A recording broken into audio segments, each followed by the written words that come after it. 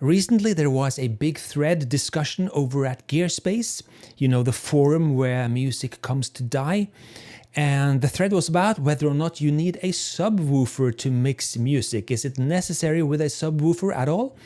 And it soon turned into a big discussion about monitors, speakers, acoustic treatment of the room, and subwoofers. And many of the people, mostly those that never make any music at all actually, they just listen to their gear and whatever, they claim that you have to have acoustic treatment of a room to be able to mix music properly. You need to have a full set of high quality, full range speakers and subwoofers to be able to hear everything that's going on in the low register as well as up in the high, and you have to block out all the interfering frequencies in the room, hence the acoustic treatment. And occasionally there was people chipping in saying that, hey, it's not that important if you listen at moderate levels, know your monitors and stuff like that.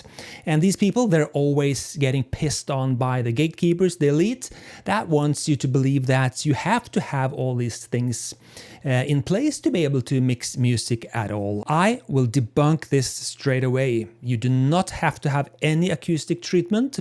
You don't have to have any subwoofers.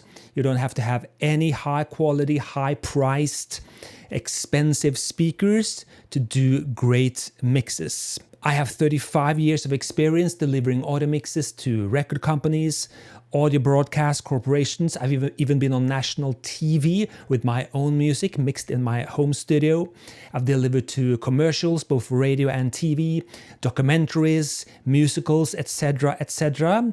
I have not once in 35 years, been called out on my mixes not being good enough for whatever platform or whatever venue I was delivering to. Not once. I have never had any acoustic treatment in my rooms at home where I mix most of my music. I've never had high quality, expensive speakers. I mix everything on 5-inch M-audio BX5s. I check my mixes on my cheap Logitech desktop PC speaker made out of plastic. That's all I have. That's all I've been mixing on for almost 20 years now. Before that, I mixed only on Yamaha NS10s. Again, very cheap speakers, monitors, but they were industry standard for a reason. A quick edit here. Judge people by their mixes. On a separate audio track to this video, I have examples of music mixed in this very room, on this very equipment that I used for 20 years.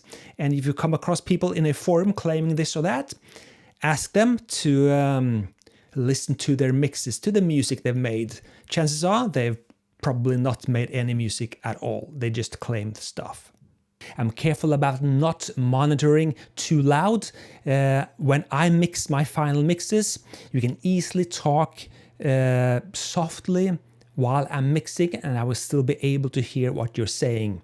It doesn't mean I don't crank it up while I'm recording. I crank it up to get the vibe going if I need that. But when I mix, when I'm in a critical listening position, I listen at a very low volume. If you can hear everything then, if everything comes out clear, if you can hear the bass, then the mixes will translate to whatever system later. If you mix loud, then the room comes into place, then everything starts to ruin your mix. So you can never listen loud if you don't have the acoustic treatment, if you don't have a good knowledge of your speakers or your monitors. So if you want to mix loud, then you have to have much of these things. If you're mixing for a club, it can be beneficial to listen to those very low frequencies, and that's where a sub will come in handy, but it's not necessary. And that goes for everything. If you have the money, the time, and the possibilities to make a perfectly acoustically treated room, if you have the funds, the means to buy whatever you want in terms of monitors, it won't hurt. It will definitely be a good thing to have all those things, but it's not necessary to do good mixes, and that's why I was missing when from reading that forum thread.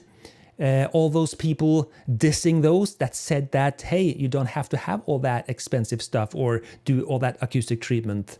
They were being frowned upon, and that was sad reading because it's not true. It's just something said by elitists, gatekeepers who want to put people down. Most of the people commenting on Gearspace, they're not musicians. They're there for the gear, hence Gearspace. They want to talk about and worship gear. They rarely have any veracity in terms of audio and music knowledge. Let me just finish off with a little link here and a little story about an article that was recently posted at Tom's Hardware, where they sent audio through a banana, through wet mud, and through some cheap copper cables. And they had asked audio elitists to listen to their audio and to, in a blind test, say what was what. And they couldn't do it. They couldn't hear the difference between audio going through copper wire, going through a banana, or going through wet mud. So there is so much snake oil out there, so much you have to do this, you have to do that, and you have to do this, and you have to do that, and you can't do this, and you can't do that. It's all bull. Use your ears, listen at a low volume, and you can mix good mixes on basically anything.